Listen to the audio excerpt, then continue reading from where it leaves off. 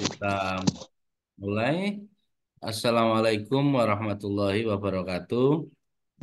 Waalaikumsalam Waalaikumsalam warahmatullahi warahmatullahi Selamat. wabarakatuh. Oke, terima kasih adik-adik mahasiswa semuanya.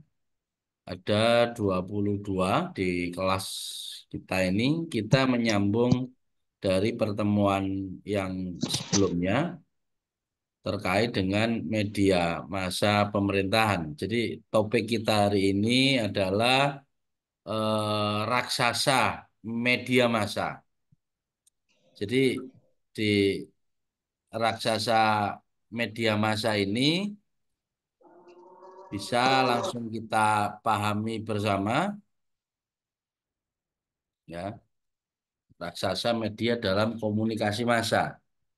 Yang pertama, kita harus ketahui bahwa komunikasi massa adalah proses penciptaan makna bersama antara media massa dan khalayaknya. Jadi yang pembuat berita juga pembaca berita. Yang kedua yang harus dipahami sebelum ke raksasa media massa adalah teknologi yang membawa pesan kepada sejumlah besar orang. Komunikasi massa lebih mudah divisualisasikan menggunakan model komunikasi milik Osgood Scrum.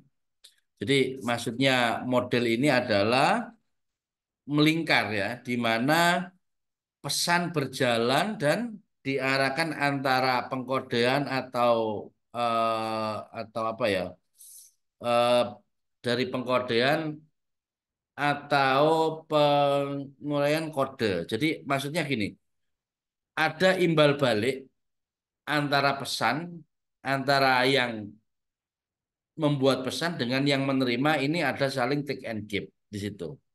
Sehingga dianggap komunikasi massa itu berjalan dengan baik. Nah, di dalam media massa ini juga ada dua ya, ada yang online atau teks atau ada yang visual ya. Sekarang kita masuk di raksasa media. Ini topik kita kali ini. Raksasa media adalah sebuah perusahaan besar media yang dimiliki oleh seseorang untuk menyebarkan kepentingannya melalui media. Seperti yang kita ketahui bersama, bahwa media seharusnya bersifat netral. Akan tetapi dalam kekuasaannya, dalam relasi kuasanya dia, pemilik media ini bisa menggiring opini-opini publik sesuai dengan kebutuhan penguasa media tersebut. Jadi dengan relasi kuasanya, media ini juga bisa menggiring opini untuk para pembaca itu agar condong mengikuti propaganda yang dilakukan oleh raksasa-raksasa media ini.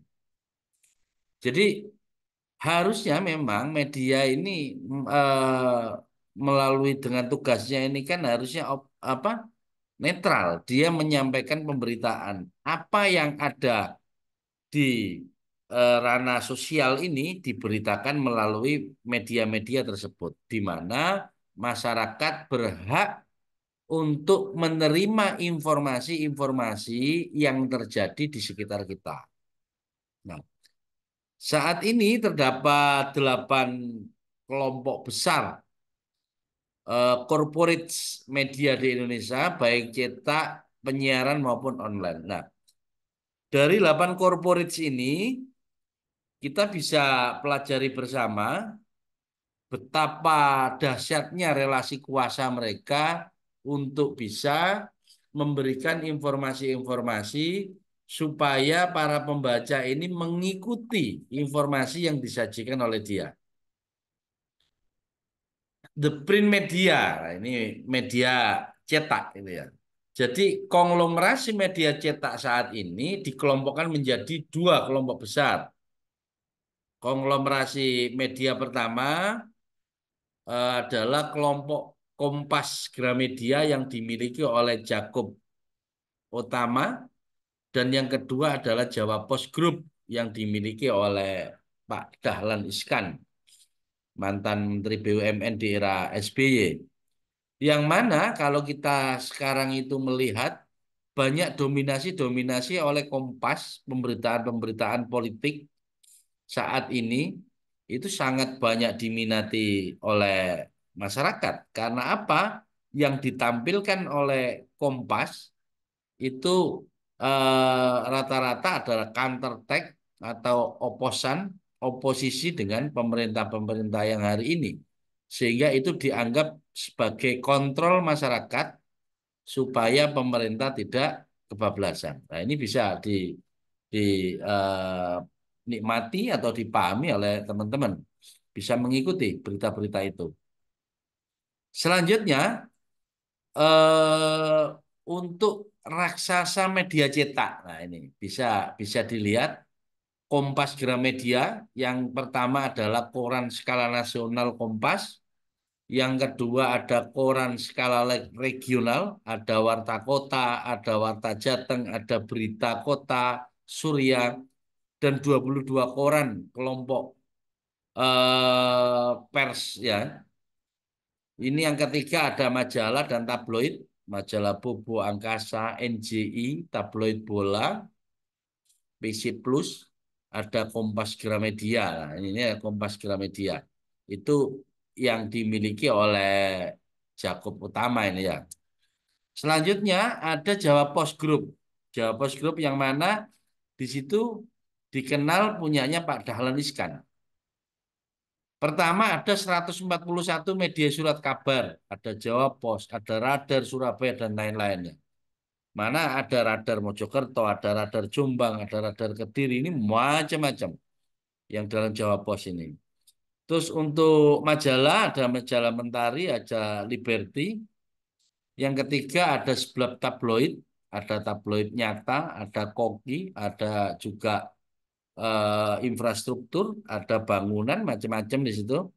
Dan yang keempat, satu media online, ada Jawa Pos, ada ya jawapos.go.id, ada JPNN Mobile, dan ada versi digital e-paper yang berbayar.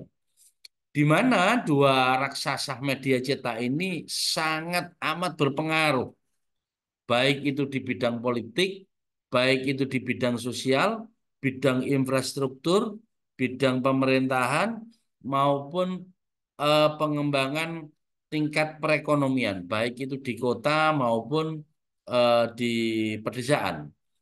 Di mana Kompas maupun Jawa Pos ini banyak memberikan edukasi-edukasi yang kritis terkait dengan kebijakan-kebijakan pemerintah yang pro terhadap rakyat maupun yang tidak pro terhadap rakyat. Baik seputar politik antara ada perbedaan pandangan antara kelompok-kelompok partai pemenang pemilu dengan yang oposisi atau dengan yang lainnya, dua media ini luar biasa sekali. Dia mampu untuk menyajikan berita-berita yang terbaru, e-news ini, baik persoalan politik atau pada saat ini mengulas terkait dengan persiapan-persiapan presiden terpilih Pak Prabowo ya. Nah, kalau hari ini banyak ulasan-ulasan tentang siapa kandidat-kandidat menteri yang akan dipasang pada pemerintahan yang akan datang. Kita tunggu 20 Oktober ya. Nah, selanjutnya untuk yang media online itu tadi kan media elektronik ini. Elektronik media. Menurut Satrio Aris Munandar, sekarang telah terbentuk setidaknya 3 corporate media elektronik ini, khususnya di televisi ya. Jadi korporasi media yang pertama adalah PT Media Nusantara Citra Tbk atau dikenal dengan MNC TV, MNC Group miliknya Pak Hari Tanusudibyo. Nah, Hari Tanusudibyo ini bisa punya MNC ya, di situ ada RCTV, ada RCTI, ada MNC, ada apa lagi di situ ya, banyak punyanya Pak Haritano ini. Yang kedua, korporasi media punyanya PT Bakri Brother atau Grup Bakri, Abu Rizal Bakri, milik Anindya and Bakri. Nah, putranya ini juga sangat mendominasi, di mana TV One itu juga ikut sana. TV One dengan berita-berita yang gencar, apalagi terkait kontroversi politik dengan narasumber-narasumber yang berkelas ini menjadi pusat perhatian se-Indonesia ini. Ketika jelang pemilu atau ada perselisihan pendapat terkait dengan pemerintah, baik yang oposan atau tidak, ini TV One selalu menyiarkan, apalagi dengan hostnya itu Pak Karni Ilyas ya, itu bisa menggiring opini publik untuk mendapatkan edukasi atau pembelajaran dalam bidang politik, pemerintahan, perekonomian atau yang lainnya. Corporate yang ketiga yaitu punyanya Pak Hairul Tanjung, yaitu PT Trans Corporate. Ada Trans 7, ada Trans TV di situ, ada MNC ya juga. Ini punyanya Pak Hairul Tanjung.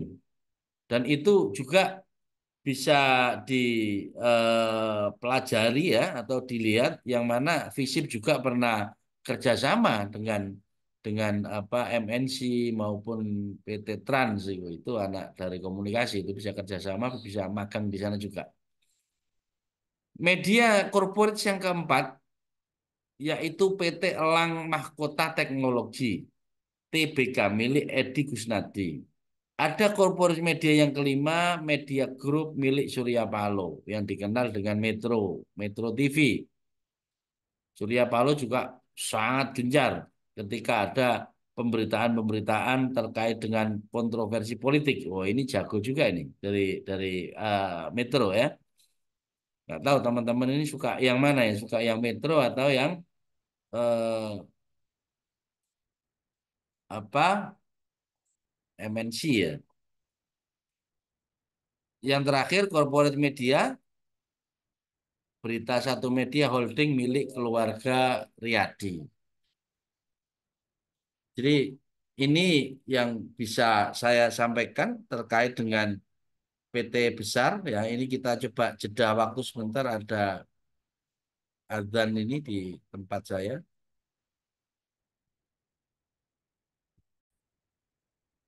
Oke, kita lanjutkan jeda azan sudah selesai. Jadi terkait dengan dua raksasa media tadi itu ya, media cetak dan elektronik. Ini sudah bisa kita pahami bersama betapa sangat kuatnya relasi kuasa mereka terhadap perkembangan media massa atau komunikasi massa seluruh Indonesia ini sangat berpengaruh terhadap relasi kuasanya dia. Nah, ini coba media massa dan media baru. Media konvensional masih merupakan media yang berupa cetak. Media konvensional merupakan media yang masih lambat dalam mengatakan informasi terhadap gatekeeper. Lebih lama memberikan feedback atau respon, tidak membutuhkan jaringan internet sebagai pendukungnya. Sedangkan media baru ini, media online, di media yang sudah merupakan media modern, di mana media online ini media yang sudah cepat menyampaikan informasi, tidak terdampak gatekeeper, mendapat respons sangat cepat. Jadi kalau kita membandingkan antara media cetak dengan media baru yang online ini, dampaknya luar biasa yang online ini karena bisa live streaming, bisa siaran langsung. Ketika ada kejadian ini juga langsung bisa di-shoot. Ketika ada perbedaan pendapat ini juga langsung bisa memberikan pendapat secara langsung sehingga dinikmati di khalayak ramai. Nah, poin yang di sini adalah saya ingin nyampaikan bahwa raksasa-raksasa media yang tadi saya sampaikan itu baik cetak maupun elektronik seperti Kompas Gramedia dan juga Jawa Post Group punyanya Pak Dahlan Iskan ini sangat berdampak sekali terhadap pola pemikiran, pola perkembangan terkait dengan informasi-informasi yang diberikan oleh media-media tersebut. Jadi masyarakat sangat terbantu, masyarakat ini. Apalagi media elektronik. Media elektronik kayak MNC Group atau ya tadi Metro Group punyanya Pak Surya Paloh atau TV One punyanya Pak Abu Rizal Bakri. Ini ada kalanya mengiring opini-opini publik. Itu juga ada relasi kuasanya supaya publik menerima pemberitaan seperti ini. Kayak kemarin waktu Pilpres saja antara TV One, antara Metro dengan MNC TV juga berbeda. Saling memberikan sanggahan-sanggahan atau saling mendukung dari paslon-paslon yang dia dukung. Nah, itu sangat ketara sekali sehingga relasi kuasa yang diberikan oleh media-media ini sangat berdampak signifikan sekali. Jadi untuk itu adik-adik sekalian, nantinya kita bisa menganalisis terkait dengan relasi kuasa yang dia punya media-media tersebut dan kita harus bisa ikut andil memberikan pemberitaan, jangan hanya dapat ya, tapi kita ikut andil bisa masuk memberikan komentar-komentar, khususnya sekarang ini ada pilkada serentak di Kabupaten Mojokerto ya, baik di kota maupun di kabupaten. Sama calonnya juga dua antara incumbent dengan penantang. Ya, kiranya itu untuk awal yang bisa saya sampaikan, bisa kita memulai diskusi kalau ada pertanyaan-pertanyaan yang kurang jelas. Ya, oke teman-teman sekalian. Jadi ada 4 kelompok tadi ya.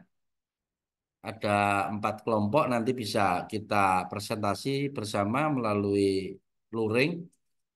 Ada Nabil dan Paul ini jadi satu ya. Nadia jadi satu ya. Terus ada Afrizal. Afrizal ini sama Dita. Sama Dita Gitu. ya. Kemudian ada siapa lagi, Zal? Kelompoknya Nabila, Pak. Kelompoknya Nabila Rizka. Nabila Rizka sama siapa ini? Nabila. Sama Sama Mbak Lulu, Af- Afril, Afrilia Angel, sama Nadia Ayu, sama Tantowi. Oh, sama Tantowi. Oh, ada Aprilia Kusuma, ada Afrilia Angel ya. Oke. bukan, Jadi Pak. iya, iya, iya, iya, Nabil ya.